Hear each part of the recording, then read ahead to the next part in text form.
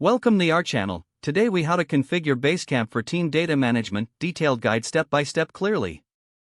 To start configuring Basecamp for team data management, create a Basecamp account if you haven't already.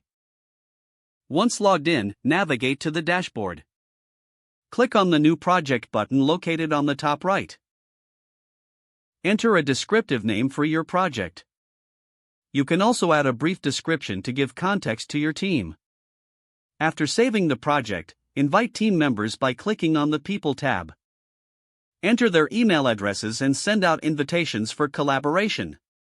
Next, set up the project's to-do lists by navigating to the To-Dos section. Click Add a to-do list to create a new list.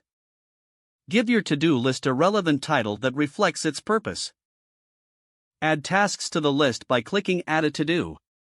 You can assign tasks to specific team members for accountability. Now, visit the Files section to start organizing documents. Upload relevant files by dragging them into the designated area or using the Upload button.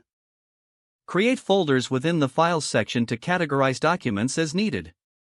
Next, utilize the Messages feature to communicate. Start a new message thread by clicking the New Message button. Be sure to provide context and clarity in your messages. Encourage team members to respond directly to keep discussions organized.